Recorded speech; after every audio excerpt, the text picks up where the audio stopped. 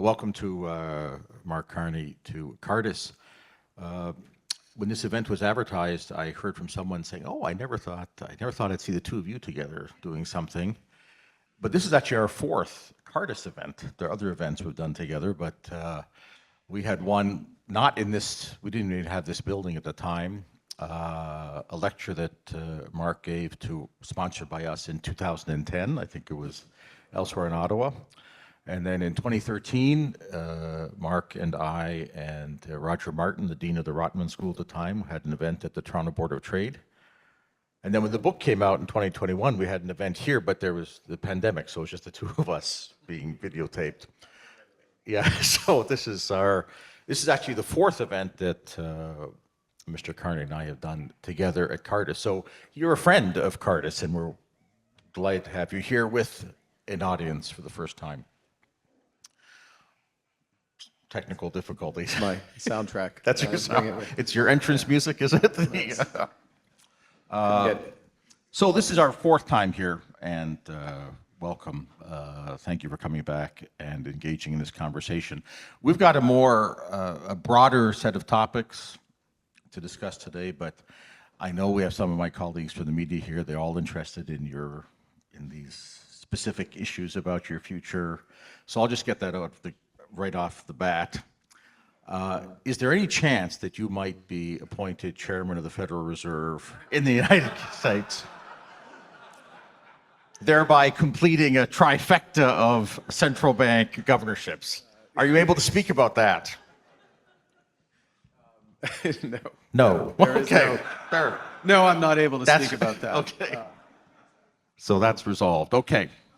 In your book, Values, which is value with the S in parentheses, basically saying that economics teaches us one kind of value, mostly exchange values, but there's other values we have for things that we may not want to exchange. And at the beginning of that book, one of the ways you lay it out is that you have a market economy, and then that doesn't mean a market society. So a market economy, the market forces, price signals, et cetera, can govern the economy. We may not want a society that's governed all by that. For most of the last few decades, we've thought, okay, let the market economy be productive, and then we'll protect those things in the society that we don't want to be from the market. Is it possible in these last few years that as we look at those things in society that we value, we're beginning to say, where is the productivity, where are the resources coming for that, and therefore we might need the market economy in order to protect our non-market society. That's the framework at the beginning of your book. That's 3 years old now, the book. Where do you think we are now on that? Okay. So basically, we have time for one question because Okay. you've asked several questions in that. And let me maybe start with one. I'll start acknowledging that we're on the unceded territory of the Algonquin and Anishinaabe nations. As well, I want to acknowledge what a great physical and virtual meeting place this is. There's a reason I'm back for the fourth time, because the quality of the questions and the discussion and the insights and the civil discourse is so high. Just one other observation at the start. Brian was saying that you reveal what you love by what you spend. I actually think it's how you spend your time.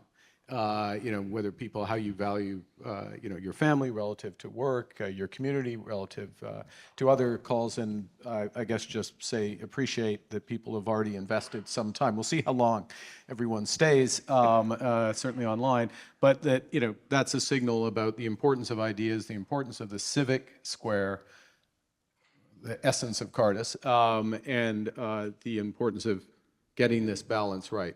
Okay, so that's sort of up front. To go to the economy market society, and we were talking about this earlier, and I'm sure there's an antecedent of this concept. Certainly been said in different ways, but I sort of first came across it from Michael Sandel, who's a philosopher. And it's part of the core of the book, as you say, because, and this is not about the book, but about the ideas. And the reason the S is in parentheses is because the relationship goes both ways. between value, the market, and social goals.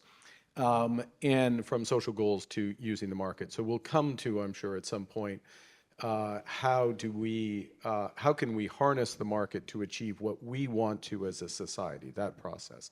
But there's the other direction, which is how does the market affect society, and how does the spread of the market change the nature of certain actions, activities. And one of the things that has happened over decades has been in many countries, Canada included, where we've used market mechanisms, prices, to deliver things that normally would be outside the market. So childcare, for an example, you see it in internal markets, in healthcare in some countries as well. And there is, pardon me, evidence of this, and there's evidence of this in the charitable sector. If you pay people for charity, which of course is contradiction, but to do those acts, there is a commercialization effect. By bringing something in that's traditionally a social value or social action, by putting a price on it, it affects the degree to which people do it. And in general, you find that it diminishes the price because you've tried to capture the element of it. And so that's part of this dynamic. That's actually not the question you asked, and I am going to get to the question you asked. So we as Canadians value certain things, and these are choices. Those choices can change over time. Another point maybe we'll get to, remembering that Adam Smith, moral sentiments is about how we determine what we value as a society, and those are not fixed points. But there's certain things that we value. I think one of the top things we value as Canadians is, for want of a better term, solidarity, inclusiveness, fairness, for example, in healthcare and access to social services. And now I'm starting to get to the essence of your question, which is, can we continue to provide the levels of those services across Canada and to all Canadians consistent with our values? And that is becoming more difficult. We've had the shock, obviously, of the pandemic and being hit back from that, but we do have a dreaded word to introduce in this set. Well, it's fair to introduce in this setting because it's relevant.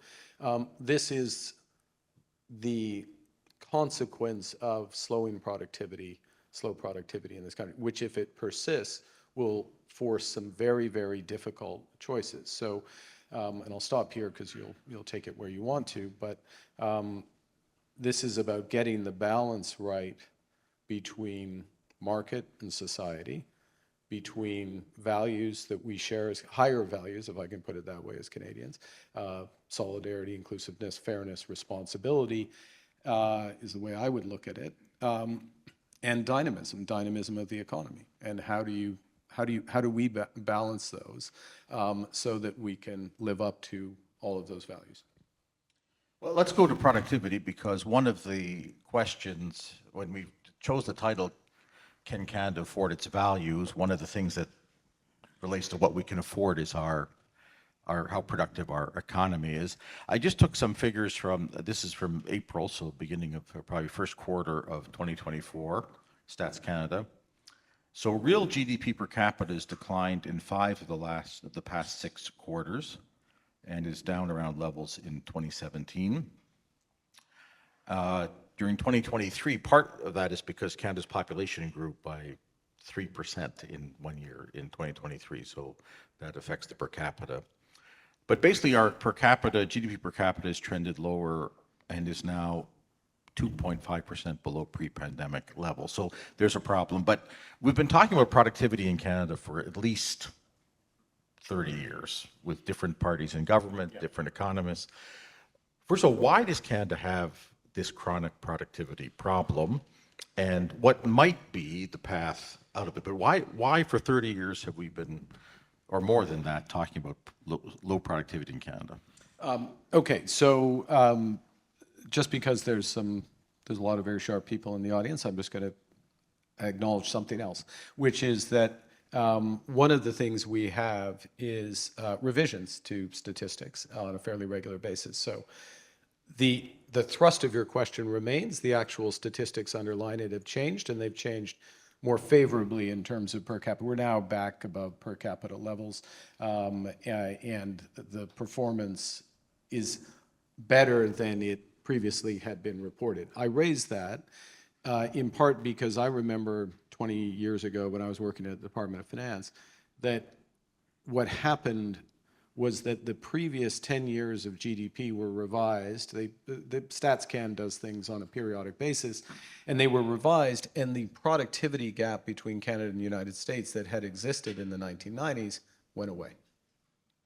So one of the productivity puzzles went away because actually we're quite, basically what happens, and for our American listeners, I'm sorry to say this, but the Americans always overstate things.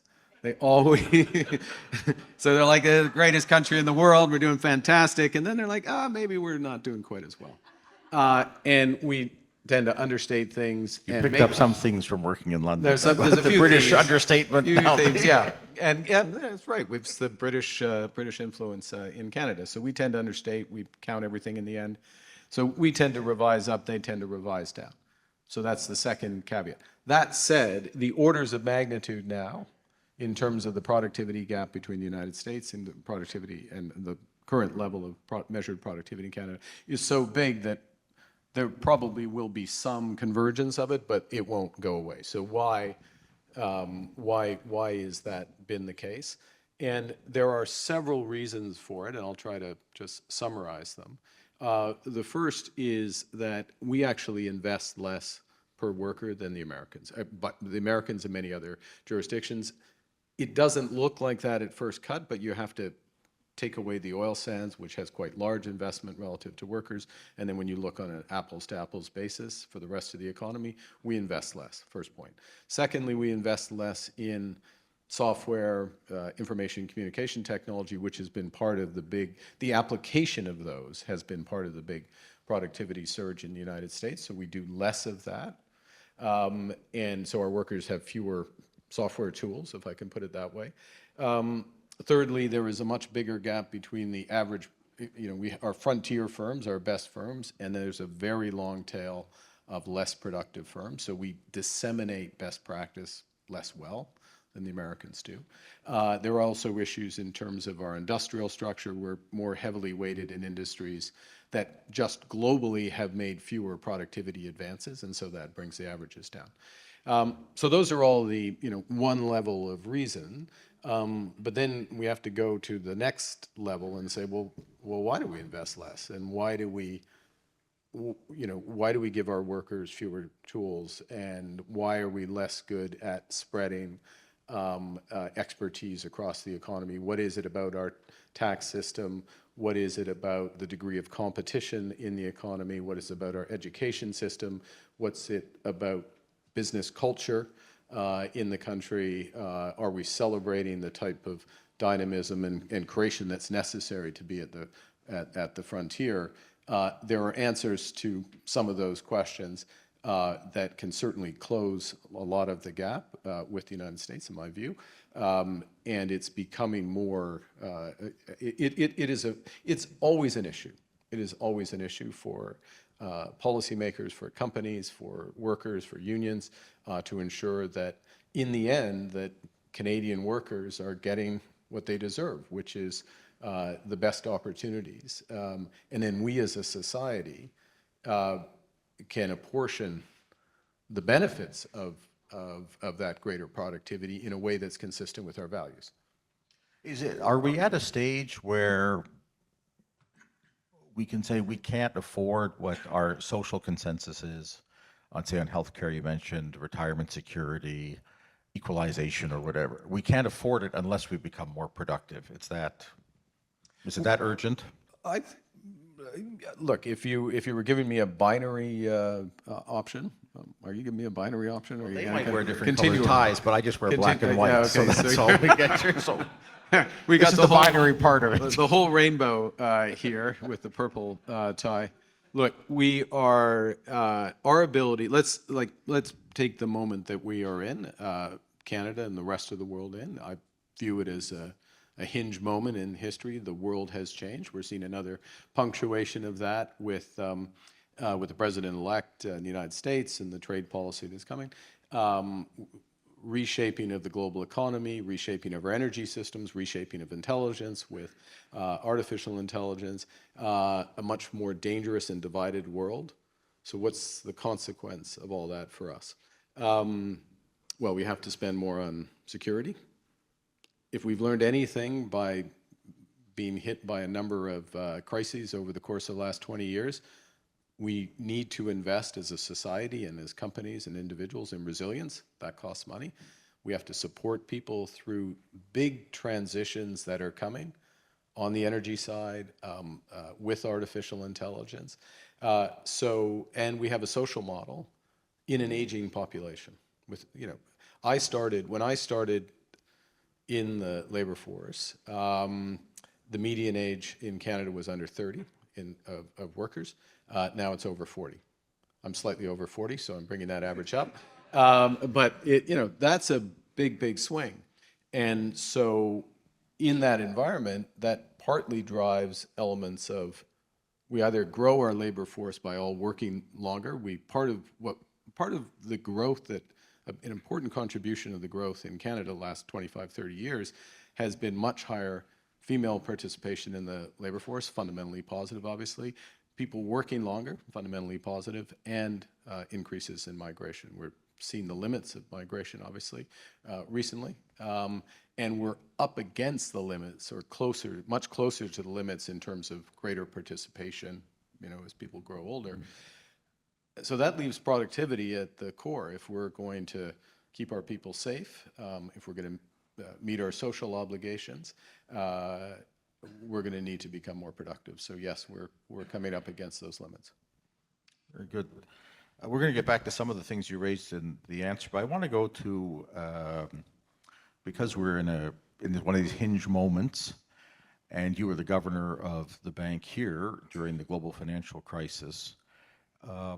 What is your assessment of the impact of the global financial crisis as if you want to say, even a cultural, political, social moment?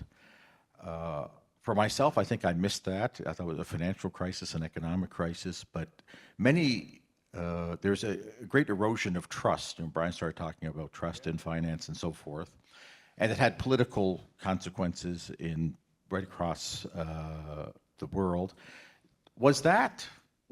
And when you were governor there at our bank in the global financial crisis, did you realize it then that this was this kind of perhaps hinge moment, or that much more was at stake than just stabilizing the financial system? So a couple of things. One is absolutely realize that much more was at stake than just the financial system. And I can remember walking around these streets. I won't go into long detail on this, but we basically knew the system was going to fall apart from the summer of 2007. Because we had to stabilize something called the ABCP, asset-backed commercial paper market in Canada, and we could tell from that how big the exposure was globally, and if this was happening in a sleepy corner of Canada, imagine what's going on in London, New York, Frankfurt, and beyond.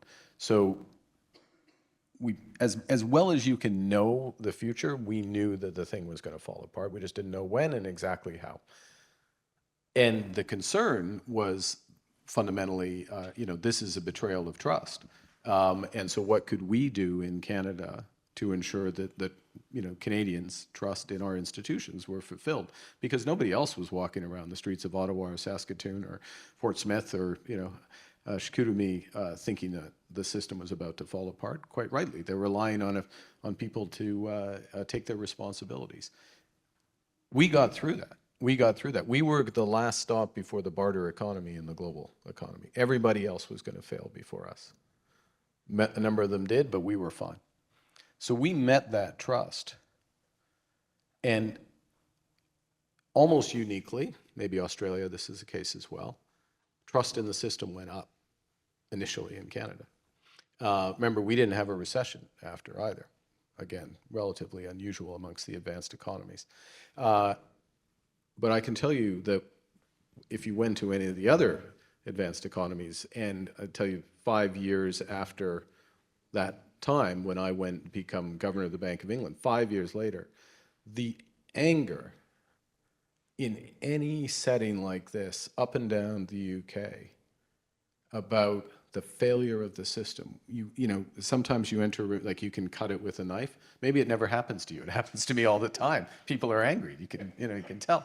But it was palpable because the system, people were betrayed by the system. And it's something as fundamental as, their money being safe in banks. So I think by that point, I would see that it was the start of this a very important watershed moment in terms of decline in trust in our institutions in the Western world, shall we say. And we had subsequent failures in terms of preparedness for a health event that was so widely predicted, not the exact specifics of COVID, but it was literally on the cover of Time or Newsweek, and people said that this is inevitable. Poorly prepared for that. In Europe, poorly prepared for the Russians taking advantage of their energy exports and their imperial desires. So the lack of preparation for things that were foreseeable really has eroded the trust in government, in institutions. And you layer on top of that now we're at this point where trust in those institutions or credibility of those institutions is more important than ever, because we're at the start of these big changes, in geopolitics and in the underlying nature of our economies. So you have to. Part of the question is how do you rebuild that trust, and so that as a society we can move forward. Well, how do you, in the sense that in personal relationships you're betrayed by somebody. You may not be able to heal that relationship, but it's not your only one. I mean, it could have devastating effects, but you have other friends, other members of the family, so forth. You work for a company that betrays you, you may not trust them again, but you could work somewhere else. But when you have a financial system, a government system, I mean, you can't opt out of that. So the trust has to be restored within that relationship, and where might you begin? Well, I think you have to begin. You begin by look. You can go a long way with humility. You begin with humility, and you recognizing what went wrong, your role in what went wrong, what else could go wrong. Being clear about that. So, I always say that at least in the financial world, you should always plan for failure. In the following respects, don't spend all your time convincing that the bad thing won't happen. Just assume the bad thing is going to happen. The U.S. housing market's going to fall apart. We're going to have a trade war. Okay, don't debate about whether or not we're going to have a trade war. Assume we're going to have a very bad trade war. Assuming that that's there, what should we be doing now to prepare for that, so that the trade war doesn't amplify through our financial system and through our economy? And then if we don't have a trade war, then we're in great shape. And by the way, the fact that you have done that means that you're in a better position to negotiate on a trade war, right? So, because you don't have to worry. Okay, so that's one of the elements. But then the other element, and I'll hand back, which is fundamental, and this is a challenge, but it's the reason we have political processes. It's one of the many reasons, but is to forge a consensus of where you want to go as a society. What matters? How much do we care about in the AI, the coming AI revolution, which tends to get talked about in terms of, HAL compute. If anyone remembers HAL from. You remember HAL? HAL from 2001. Okay. Yeah, from 2001. Yeah. Certainly. Yeah, you don't even remember. You can Google it afterwards. What's politely known in AI circles as P-doom, probability of doom. That. So those more esoteric issues. Well, they're fundamental, but they're esoteric, as opposed to what it's going to mean to people's jobs, to work, and our society.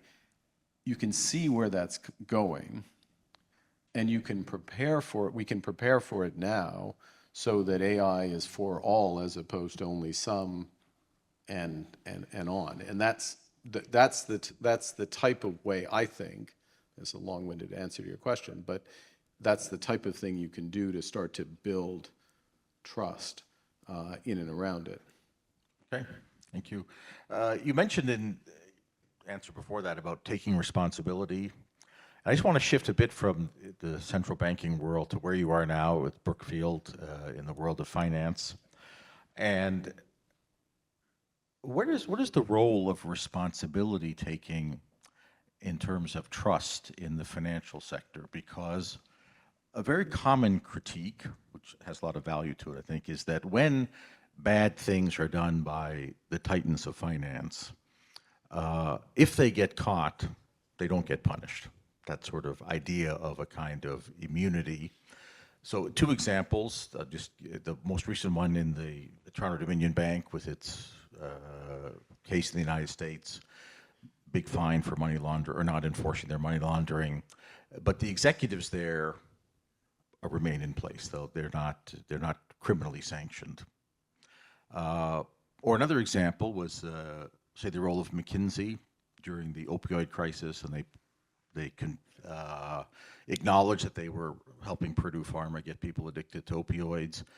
The general managing partner, Dominic Martin of McKinsey at the time, he said he didn't know what was happening, but he was an advisor to our prime minister in the transition. He was our ambassador. So it doesn't look like there are responsibilities being taken. You're in that world now of finance. You're now official titan of finance, I gather. Where's the trust there, or is the premise of my question wrong? I don't think it is. That's my premise, obviously. But where is that? Where does the responsibility come there in building trust in? So this is not the world of banking and government finance, but private finance. Yeah. So one of the things that we did when I was at the Bank of England went to exactly this issue, which we put in place something called the senior managers regime.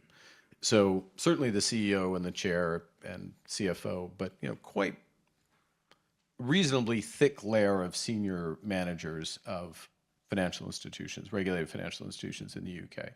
And we changed the compensation structure, and we changed the ability to claw back compensation in circumstances where they had taken either excessive risks, they hadn't overseen their employees who were doing bad things properly. So I didn't know about it defense didn't hold, because you had to put in place processes to make sure you did know about it. And if you hadn't done that, then you'd be responsible.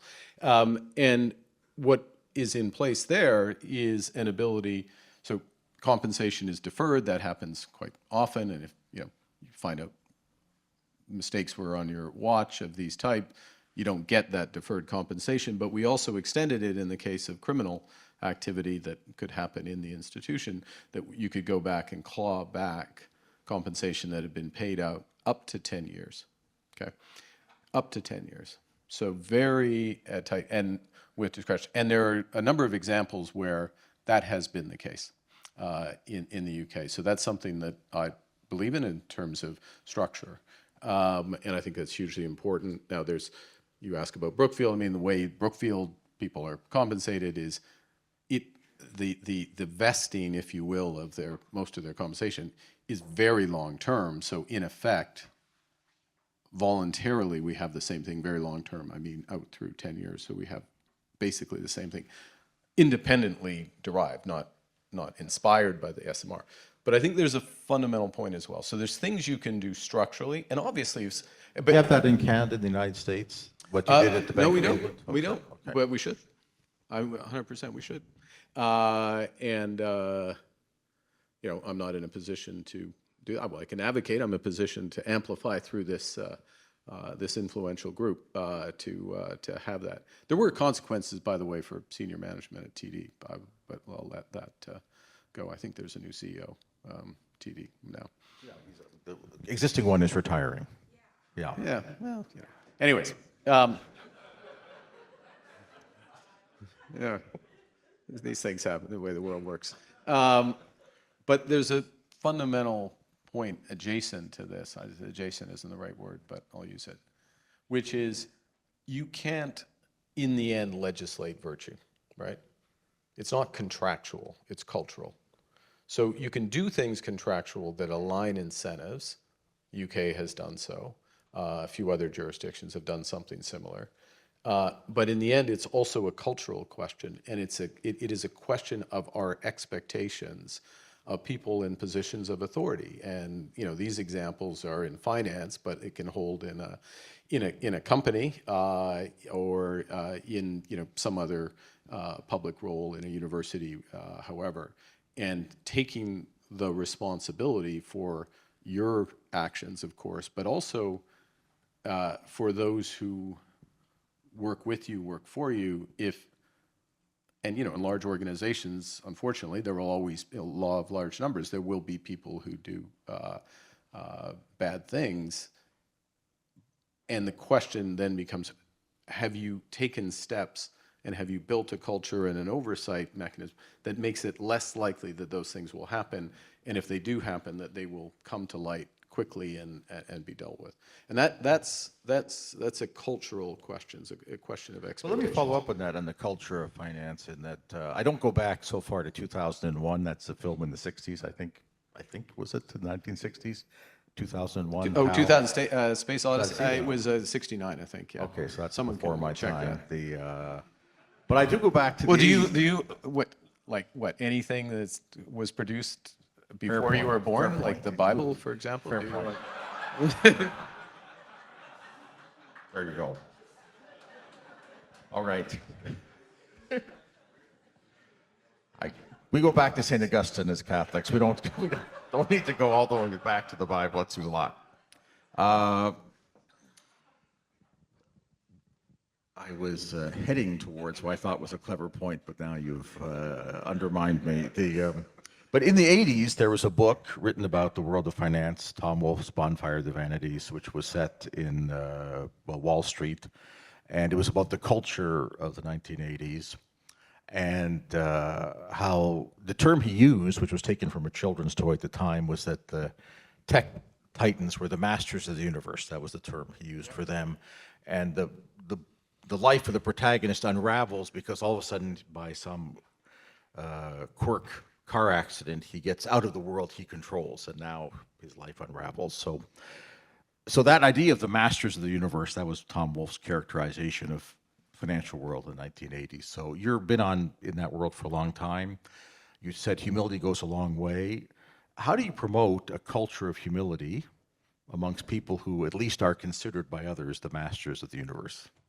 Yeah, it's a fantastic question.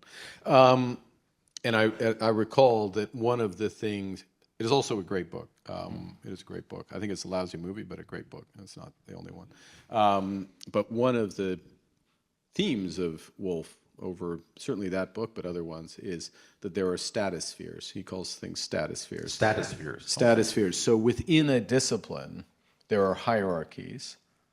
And then exactly to your question, that within that hierarchy, and you see this over and over again, where people view, they're at the apex of finance or university or whatever, and they see themselves as untouchable. They lose their reference. They lose their reference not to people within that stratosphere, to use his term, but also within society.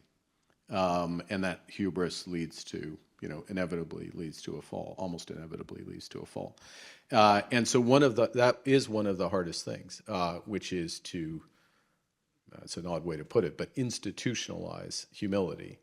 But I think I think you do need to. I mean, that's one of the lessons I've taken through experience, through various roles I've had, is that you do need to have an approach which has humility at its core, and that doesn't lead to inaction, right? So humility doesn't mean you can't do anything, but it means you plan for failure, as I said earlier. It means that you recognize that you don't have all the answers, so you have a process that builds off of what others others' contributions. It means that you admit mistakes when they're made, and if you make a lot of decisions, you will make mistakes. It is much more empowering. I mean, you can't always make mistakes. If you only make mistakes, you don't last forever. But it is much more empowering to admit when you've got done, made a call, and most calls at the top of a stratosphere, if I can keep with that, are, they're tough calls. That's the reason they go up to the top. And if you're doing, I mean, Bob Rubin, of Stay in Finance, he used to be the U.S. Treasury Secretary, used to always make this point, which was, well, these are 60-40 decisions, and we made a decision, and it went against us, but it doesn't mean it was the wrong decision. It means that the 40% probability landed. I mean, he's still alive, but he's very much like that. But you admit that it was wrong. Here's why it was wrong, and here's what we're going to do to move forward. So I think all of those aspects are necessary, and that's part of the way it's a better way to manage things, and it's certainly a better way to manage things in a dangerous world. But it also, it's the way a leader prevents themselves, a leader in whatever field, prevents themselves from becoming detached. And you've seen it. Leaders almost always become. So it's interesting in a sense because we're kind of gone sideways into a part that the market to function well, you say it requires it's not just contractual, it's cultural. You need a culture of at least some virtues. And so the market to function well needs things that the market doesn't provide in itself. I mean, the sources of virtue come from outside. So this is, and if I may, because you were cited as a student, expert in Friedman, right? I was cited as such, yes. Yeah, you were cited. Not everything people say about you is true. That's true. But okay, we'll stipulate that for the purpose of the question. So one of Friedman's core arguments in favor of the market, the core market, says subject to the general norms and conventions of society. That's his key, in my judgment, that is his key caveat or premise, precondition. And what I think is missed by those who take pure Friedman, and there's a lot in Friedman, but those who take pure Friedman, is that the norms and conventions of society can change. And so one of the issues with the market is if you get to a point, as Bonfire of the Vanities, to go back to the 80s and extended through for a couple more decades up to the financial crisis, a sort of process where the market is the apex, price equals value, then that starts to undercut the culture and cultural norms that are necessary for the market to work well. So you can commodify things or commercialize things, we talked about it earlier, by bringing normally social activities into the market, but you can also undercut the culture that's necessary for the market to work well. Well, that's a good point on Friedman. I would say that with my students, we do some of that. Actually, the economist I use most with my students, I teach economics and philosophy, is Amartya Sen, who's Friedman often thought a man of the right, not thought a man of the right, Sen more a man of the left. But Sen's is a philosopher, really, both gifted economist. He won the Nobel Prize in economics, so he's a gifted economist. But that idea of what the market can provide and what the market doesn't provide, and how to get the virtues you need for the market and not undermine them by market processes. So I'm probably more an expert on Sen than I am on Friedman, but anyway, they're both both of value.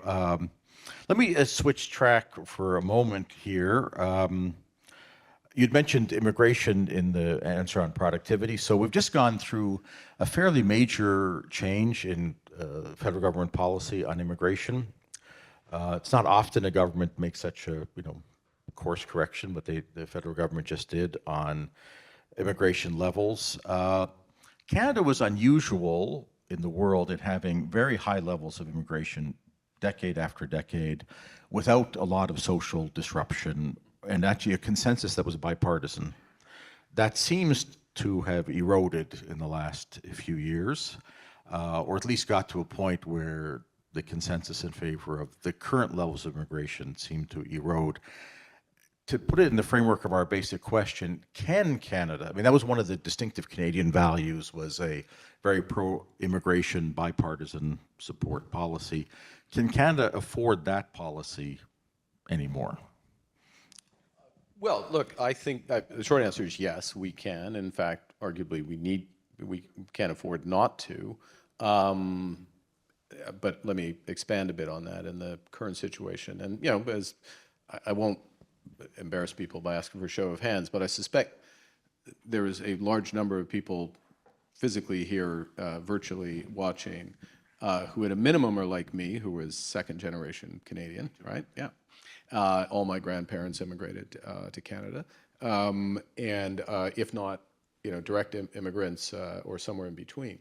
So we are very much a country that welcomes immigration and integrates immigrants very quickly, become Canadians and develop. And I think what happened in the last few years is we didn't live up to our values on immigration. It's not even with hindsight, it's in real time. You can see that we had much higher levels of foreign workers, students, and new Canadians coming in than we could absorb, than we had housing for, than we had healthcare for, that we have social services for, that we have opportunities for. And so we're letting down the people that we let in, quite frankly. Like, we're not living up to our responsibilities, our solidarity and with them. So we have to, there is a difficult period where we need to get back on track and right-size that. But that is, to my way of thinking, that's quite different than saying we don't want immigration, that we don't value new Canadians, and we don't grow as a society of new Canadians. Now, I can make a very wonky wonky but hugely important economic point around our demographics and the fact that we need both productivity and a growing labor force, and that growing labor force is going to largely come through new young Canadians. So there's a period of time when we get back on track, absorbing the 4 million plus people who've come here in the last few years, before we come back to grow again.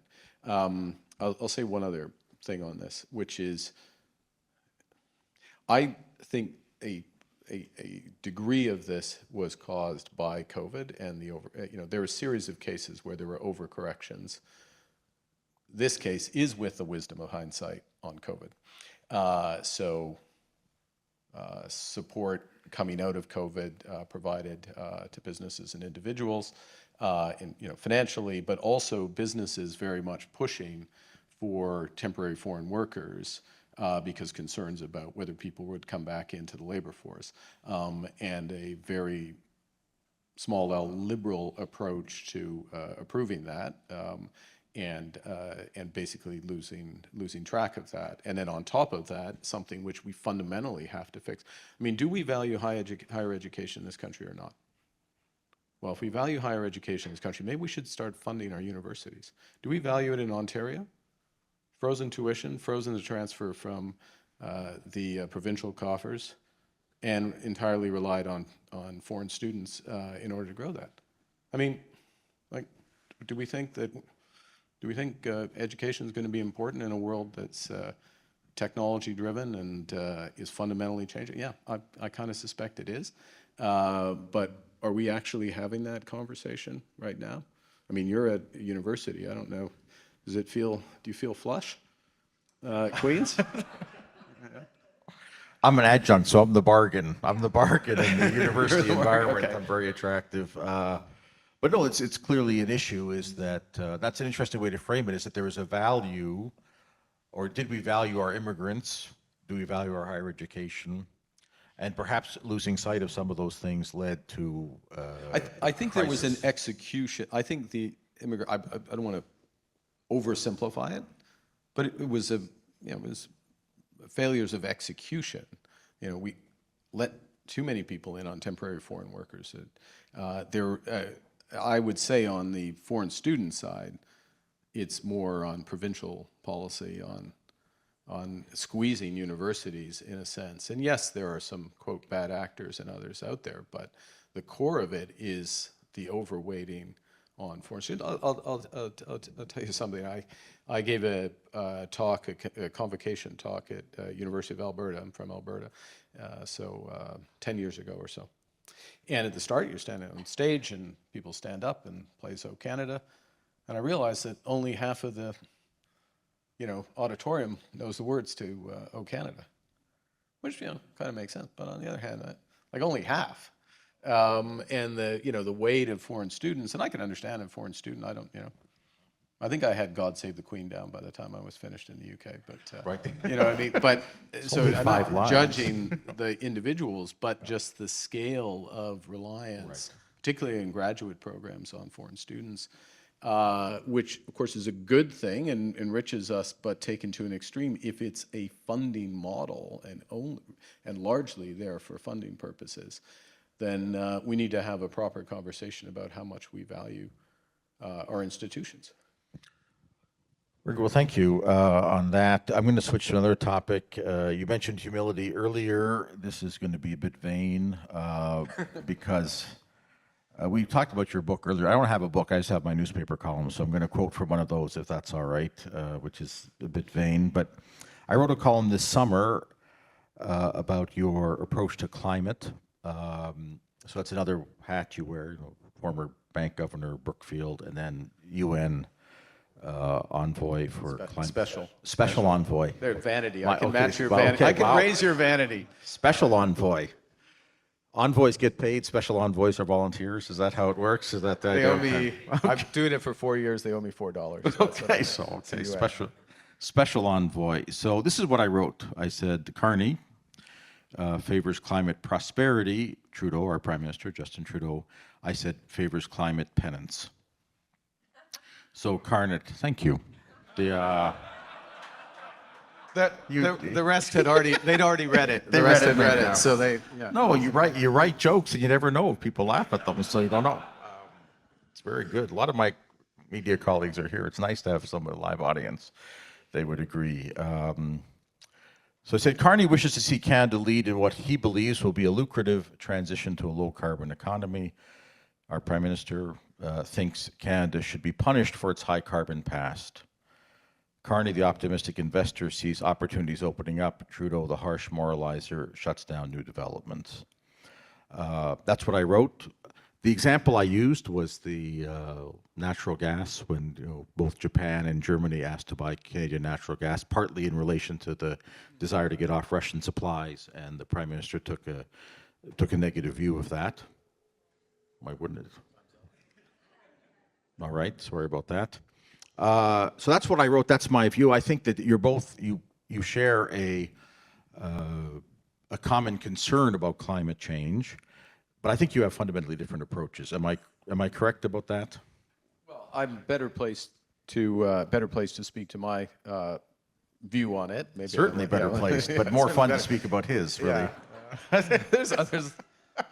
Members of the media can speak about his perspective. But anyway, let's say there are two different approaches. But there's two, so the core approach, which to sort of drag it back into values, and this is the other direction, right? This is the other direction, which is, we talked a lot about how the market can affect things and where it's suited to be.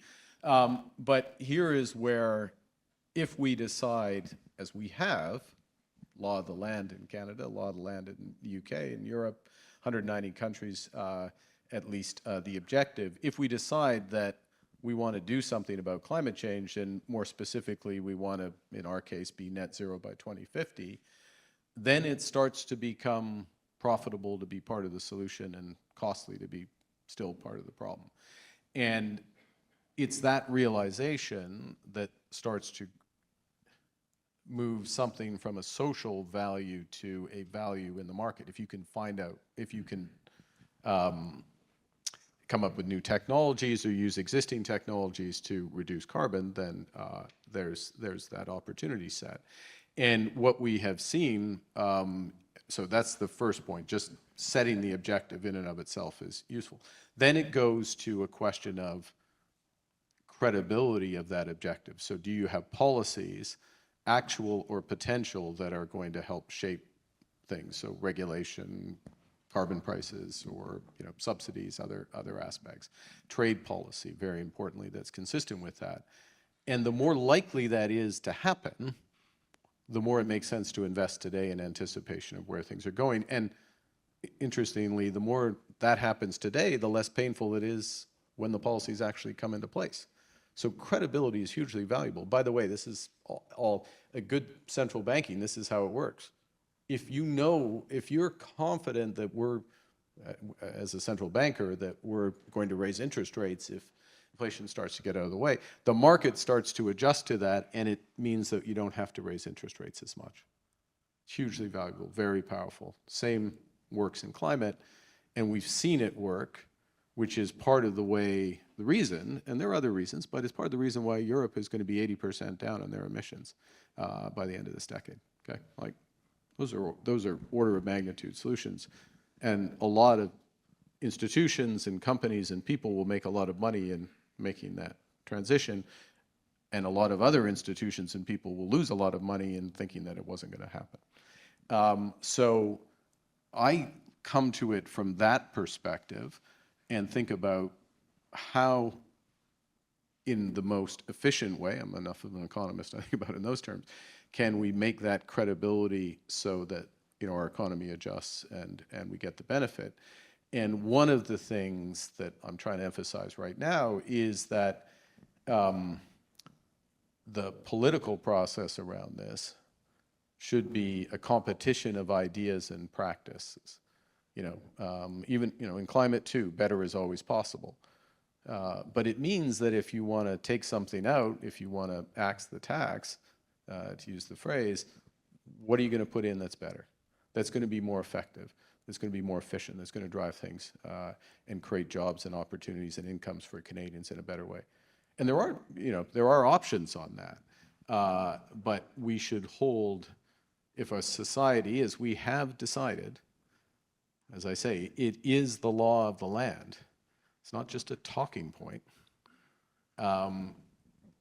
That's where we want to go.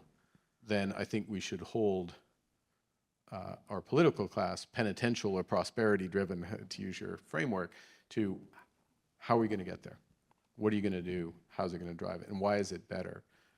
Why is what you're saying better for Canadians than what the alternative is? On the question of investment, there's an emerging market. If you can see it ahead of time and you invest early, you'll get greater returns. How is that investment to be organized? I mean, to use the word organized suggests that the market isn't going to do it on its own, perhaps. But to take a concrete example, so in Canada, both the federal government, one party, the Quebec government, a different party, the Ontario government, different parties. So 3 different parties have decided to invest, is the term they would use, in electrical vehicle battery plants in different parts of our country. The Northvolt one went bankrupt the other day. Is that, I mean, what do you think about that? In that you want investments in what you would argue is the future prosperity of a climate transition, that there's money to be made, jobs to be had, prosperity, et cetera. How does that investment get there, in that here's a concrete example that is... So, yeah, okay, I'm going to answer that question, but I'm just going to, you slipped in a little premise there, which I'm just going to stomp on. Okay. Just to be clear. And I'm going to stomp on it because you said, I would say would lead, like it's just an opinion. It's not just an opinion. Let's throw a few facts out here. Paris Accords 8 years ago. At that time, investment globally, oil and gas, pipelines, infrastructure is about $900 billion a year. Investment in clean energy of all types, wind, solar, batteries, nuclear, et cetera, hydro, about $500 billion. So it's 2 to 1, conventional to clean. This year, it's 2 to 1 the other way around. 2 trillion, more than 2 to 1, $2 trillion clean energy globally, about $900 billion again in oil and gas. One line's going like this, the other line's going like that. This year, separate point related, 90%, that's not 90% of all the power built globally is wind and solar. Okay? Like, the direction is clear. You know, these are not whims. This is where things are going. This is also true. There is still a role for oil and gas. There's still a role for Canadian oil and gas, which gets to your question about LNG. It gets to questions about whether we should do the pathways, which I think we should, for the oil sands. So there's still a role for that. But in terms of where the world's going, where the opportunity is, and what we have, and we're in one of the best, we in Canada, in one of the best positions to build this out. What's going to be necessary for trade and for data centers and all that.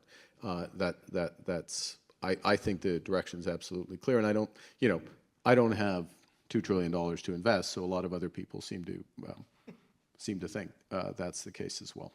Okay, so that's the premise. That's the stomp. That's the premise part. stomp. It's the premise stomp because it sounds, it just sounds like it's. I think we, in this country, I don't think we fully appreciate how fast things are moving, and in this regard, and I think we overweight what's happening south of the border. It's not surprising, but it's a big world, and some big decisions taken. Okay. I'll give one other example of this, just to ram it home. Microsoft, we know Microsoft, big company. It is a big company. It spends $1 billion a day now on data centers and clean power. Microsoft only wants clean power because its objective is to be net negative by 2030, which means that all of it will more than compensate for any emissions it's had, and it wants to make up for all the emissions that they have been responsible for, including in using Microsoft products, so the electricity, et cetera, since Gates, what was his name? Gates, yeah. Bill Gates. Yeah, Yes. Gates was in the garage in Albuquerque and started the company. So, and Google's got something similar, and on and on. So the scale of where things are moving. Okay, so now I've said all that, and now we've run out of time for me to answer the battery question.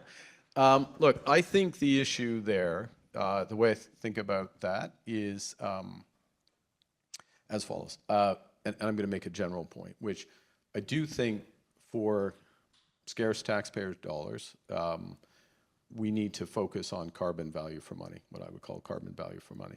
So in other words, what emission reduction are we getting for the investment tax credit and the production tax credit? And is that accruing to Canada, or is it accruing, in the case of batteries that get put in cars that then go to the United States and reduce their emissions, but not so much our emissions? And so what's the dollar per ton equivalent? It's not beyond our ability to do these calculations.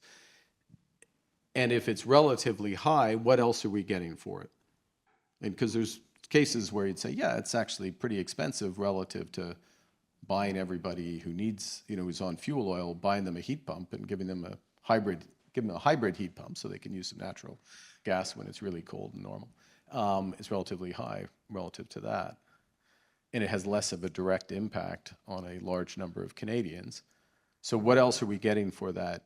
And of course, the argument is that what we're getting is a competitive auto industry going forward, and the jobs and the multiplier effects of that, and avoiding the dislocation. It's a valid argument, but it should be framed, I think, much more in those terms.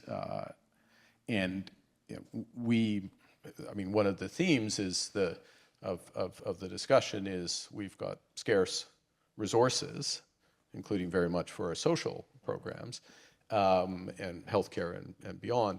And so you always should be the case, but particularly now, we've got to be as impactful as possible with the money that we're spending on climate. Okay, good. We do have actually a little bit one other question, then we'll get to the Is this like a week? audience questions. No, it's not even a week. It feels like you've been here a week. I only have like 15 minutes of material, Okay. so I'm trying to stretch it. 50. You only have 15 minutes of things worth to say. You might be suited for electoral politics, after all. That might be, yeah. Don't take that big book around with you on the. Dans les deux langues officielles, ça c'est une trentaine de minutes, alors. But we're not getting audience questions because now that you're so hostile to my premise, they may be intimidated to. But they get to do it online, so they don't have to deal with the personal smackdown. So you mentioned trade war in one of your about being prepared for a trade war, and vis-a-vis the news of this week and the Prime Minister and other First Ministers meeting today. I'm not sure what time. I think this afternoon to discuss the trade policy, which, as you mentioned, well, you didn't mention, but alluded to that. President Trump has actually had that policy for probably 25 years, that the tariffs and that kind of approach. But 25 years ago, when, the consensus was if you admit China to the WTO, this will be good for China, it'll be good for Canada, it'll be good for world prosperity, it'd be good even for human rights, perhaps, in China. There's a great confidence in that. Today, we would say, well, China could conceivably make a lot of very cheap electrical vehicles that Canadians could buy, get the emissions reductions. It wouldn't be as expensive.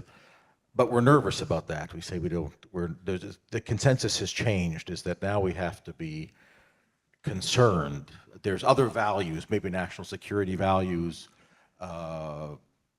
world geopolitical stability values, maybe stretch the term a bit, that we don't want to do that. We're nervous about it, at least. So the trade policies that you studied when a student, when I studied a little after you, that have dominated for a long time, we know the trade-offs of a trade war, but is that a sense of values? The values surrounding these issues have changed, and so we're not as interested in the gains from trade, as we would say as economists. Yeah, I think, again, there's a lot in that question, so, and quite a rich topical area. So what are we trying to, what are the objectives? I had a discussion, it was off the record, so I won't say who it was, with a member of the previous Trump administration. That's a large number. There are a lot of people in that administration, so that doesn't narrow it down. That doesn't narrow it down either, actually. He said, but I was like, how do you define success in trade policy? How do you think the president will? And the answer was, well, fundamentally around more families staying together, fewer less opioid addiction, communities building out. He said, fundamental. Like, it was quite far removed from Ricardian comparative advantage. And now you roll that back one place in, and I think the president-elect, in America, once you're a president, you're always a president, right? So once in future. Once in future, but current, like, President Carter, President Clinton, all that stuff. That's right, yeah. Governor. See, no one calls me governor anymore, except Really? the Americans. The Americans call me governor. They call me governor. No one calls you special envoy? No one calls me. No, which is why I have to correct people. It's true. Even at the UN? Not even the Secretary General. He doesn't say that. I get little epaulets. But what do they call you at Brookfield, just for interest's sake? I don't Sir? know. No, it's a very level. Oh, okay. Very, yeah. No, it is. Okay. It is like it's fantastic. They don't say master of the universe or. They're not. No, that is absolutely. I mean, don't get me off. Okay, sorry. But it's. I'll just observe this, which is why I really enjoy it and why I joined it. It is a very low ego, very flat, very cooperative very Canadian organization, even though it's a global organization. And Bruce Flatt, the CEO, has been the CEO for 25 years, still a young man, my age, from Winnipeg, and just fundamentally, that culture is there, and you can see that you can have that culture in a entity that has $1 trillion US that it invests around the world. So, anyways, but going back to trade, so core objective, core objective around lifestyle, if you will, outcomes, ultimate outcomes, the things we value. Then they map it back to, and I think this is where they make a mistake. But I would say this, which is The way we get there is to have trade balance, so it's purely mercantilist. And they look down the list of countries and say, well, who do we have the biggest deficits with? And they're the top, targets. Oddly, the only reason there's really a deficit with Canada is because of energy exports. So we should not have been the first one in the tweet, or the whatever you call it, true social communication, with the 25% thing. Now, there is an underlying point, though, here, which is there are two great errors. Less committed in Canada, I would say, but certainly, so I'm going to use the U.S. as the example, over the course of the last 25 years in terms of this global integration process and globalization. And the first you mentioned, absolutely, which is a presumption, and President Clinton is on record on this, but lots of other people said similar things, which is that through this process of economic convergence, China is going to be, we're going to have political liberalization, free flow, greater flow of free information across borders and interactions. And this is a process not just of becoming more like each other economically, but it will lead to, he didn't quite say it this way, but the presumption is at some point there will be democratic capitalism in China. Clearly not the case, right? Not the direction of travel. But that was a presumption, and therefore you're willing to put up with some things for a period of time. Yeah, they might be subsidizing some of their industries, there may be some unfair practices here, but it's a process. Well, once you stop believing in that process, those things are not acceptable, right? You can argue whether they were acceptable as a trade-off, but they're not acceptable if they're not leading to a better outcome. So that's the first error. The second is you always have with trade within a country, it makes the country better off, but there are always winners and losers. And if you don't share the gains from trade, not just financially, but also in terms of helping those whose industries lose jobs, potentially lose whole industries, those individuals get new skills, move to better jobs and things, then you've created, you've and then you can institutionalize this, or and there was very little of that in the United States. Now, I'm enough of an economist, I've got to say this as well. The bigger impact of that in terms of displacement is technology that happens at the same time. It's about a 4-to-1 effect. You can see it through various studies. What happens in Canada is actually we don't have a big increase. I mean, those are the aggregate numbers of our Gini coefficients, to be economist to economist. We don't have a big increase in after-tax, after-social programs. We don't have an increase in inequality, effectively. It's marginal relative to the United States, relative to the UK, relative to virtually anywhere else. But that doesn't mean there aren't big parts of the country that are affected. That doesn't mean that all our job retraining programs are effective. And it also doesn't mean that we are productive enough to sustain that. And that goes back to where we started. So I'm far from saying that everything's fine in Canada, but there is a difference between us and the US. But as we sit here today, as we all sit here today, and it's the reason why the first ministers are meeting, is that the trading system, the rules-based trading system is over. Rules-based trading system on which we relied. The WTO doesn't even have judges. They haven't had judges since the first Trump administration to make determinations on whether or not the rules are found. So we need to do two things, I think, as a country. We do lots of things, but one of the things is vis-a-vis the United States, the economy with which we're integrally tied, is we need to be an essential trading partner of theirs. We need them to want to trade with us, and that is energy, it's critical minerals, we are the solution to, we are the best solution to a huge constraint they're about to hit on AI and data centers. Absolutely massive. That $1 billion a day has to go somewhere, and they're running out of space and certainly clean power for that. So guess what? This is not the clean power stuff. It's not penitence. It's not penance. Penitence. Yeah, Prime That's a Minister was living penitent. language. No, It's a you're- living yeah, language. You're English. saying So it's penitence. prosperity. I'm Yeah. trying, yeah, penance. But so it's It's in the Bible, Mark. yeah. What year did that come out? I can't remember.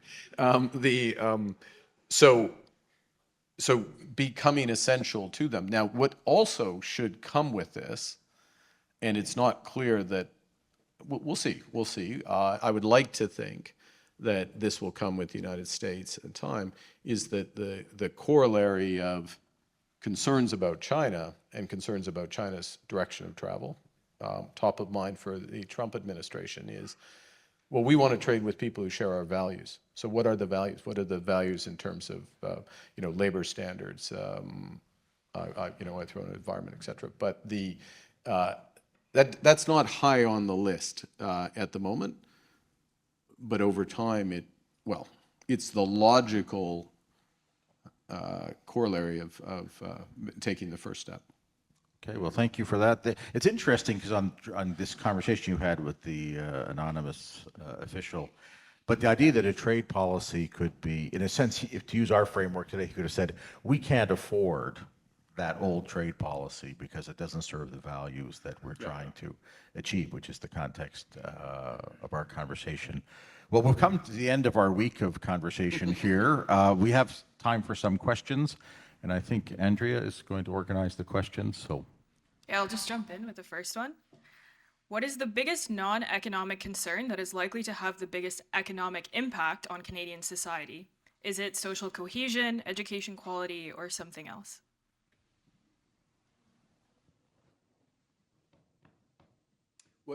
What was the second of two options? Educational equality? The quality of education. Quality of education.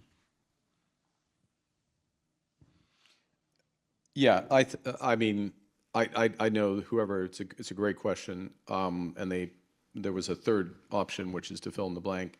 I actually do think right now it's quality of education, and I'll punctuate it in a couple. I talked about higher education. I think it is close to a scandal what elementary, public, and high school education in this province was delivered during the pandemic. And how little we have acknowledged that, and how little remedial efforts are being made. Students getting 3 or 4 hours of effective education in one subject, all online, et cetera. There's a lot that has been lost, and by that cohort, and that they're filtering through the system. So I think someone mentioned that an unnamed male former premier of a large province in Canada might be online, and I would say, hello. I don't like Who mentioned that? by I didn't know that. your colleague. Yes. Oh, my, okay. Yeah. And do we need an education premier? I don't care where the premier comes from, but an education premier in our provinces to focus on these issues across the board. And I'm going to sort of piggyback, sorry, on that question, because I want to reference one other thing, which is that it prompts one other point, which is that, if AI is going to lead to a lot of job displacement or change in the natures of jobs, we should be putting in place a way to retrain people and provide them with the skills of using AI and empower them in real time. And when I say people, I mean people in their 30s and 40s, and people who ideally have a partner, ideally have a mortgage. So you need to integrate both the educational opportunity with some sort of social support so that they can take the year to build that out. And I'll observe that, if this is indeed a fourth industrial revolution, I don't know if that's a banned term, but seems like it is. In the previous three, what eventually happens is a fundamental reform of education. And the problem is that fundamental reform of education tends to happen a few decades into the event. Too late. Well, yeah, it's too late for the cohort that people. Cohort is a very abstract term, but the people who are feeling it most. So quality of education, yes. Okay, the next one is about Canada's fertility rate. Our fertility rate is well below the natural population replacement rate. Should we be concerned about this, and can or should governments do anything about it? Should we be? It's these are choices, and my reading of efforts of governments to quote do something about it. I'll start with the practical. Is that those policies, including places like France, just aren't that effective. So because these are personal choices that people are making, I think that actually do think that the child care initiatives of the federal government working with the provinces are important. Creates, you want to balance family size and full participation in the labor force. It helps with that. But I don't think, the government makes a value choice about population replacement. No.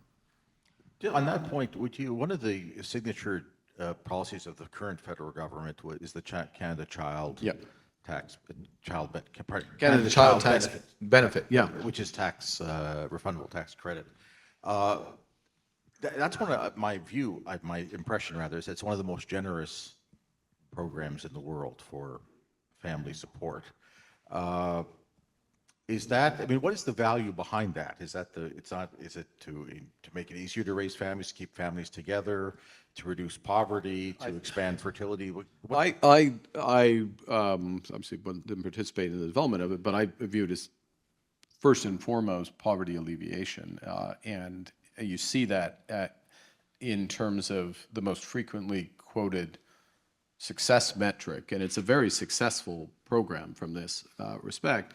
And it's often rounded up to 1 million children out of poverty. I tend to think, and somebody will correct me, they'll have the fingers at hand, but I think of it as 800,000, 780 or 800,000 children out of poverty. I mean, like that is a huge difference if that even is directionally correct. So it could have other benefits as well, but starts with not leaving children behind. To rebuild trust, you discuss the importance of forging a consensus on where we want our society to go. Who are you suggesting can do that, and how, and where have you seen that done well? So I think that the short answer on the where have we seen it done well, I'm going to put it in the context of the situation we're in right now, and I'm not sure I have an example in that it's so recent. Others may have examples. How do you do that process? Partly you do it. I mean, you kind of need to do it everywhere. You need to do it in conversations like this, or better follow-on conversations than this. Organizations like Cardus. You need to do it through. Ideally, the thing is we need to pull people back into civic participation, greater participation in the public debate. The political process is fundamentally about this, and I think the media, which holds politicians of all stripes and ties, in the case of ties, to answer some of these questions or address some of these fundamental questions. And we've got a strong media here, so important to continue to play that role. There is some value, and this is I think it's still a debatable point, but there appears to be some value of using citizens' assemblies as another mechanism to get a richer sense of debate around difficult public policy issues. I will acknowledge that that is not a complete answer to your question. I mean, it's a partial answer to your question. I think this will be our final one. As someone who has led both the Bank of Canada and the Bank of England, what is one fundamental aspect about central banks that you believe Canadians should know but often don't? And why is it crucial for them to understand this in today's economic landscape? Okay. So I'll tell you a story, which is I was sitting in my office at the Bank of Canada one summer afternoon, and well, it was one summer day, and the tourist bus goes by, and it's an open air bus, and the person who's telling people says that there's the Bank of Canada. They have the second largest reserves of gold in the world in there. And I think, no, we don't. 2 hours later, there's Bank Canada, second largest reserves of gold. And I'm like, geez, like this is going to become, like people are going to believe that we have. And then at some point, someone's going to ask to see the gold, and I don't have the gold, and I'm going to be in trouble. And, like, what did you do with the second largest gold? And so I say to, and Brian kind of intimated this in his opening remarks. I said to our, head of communications, well, you got to tell the tourist bus that, we don't have second largest amount of gold, but, we pursue low, stable, and predictable inflation, and it's averaged, 1.9% for the last 10 years. I never heard the tourist bus again. He's just trying right by. There's nothing interesting about central banking, which is what you want about central banking. But it goes to this point, which again, I'm just cribbing off Brian, which is, these institutions very much do rely on trust, and and the confidence that the individuals are going to do what's necessary, that they're going to take responsibility if there are mistakes, that they're going to plan for failure, so that Canadians are protected.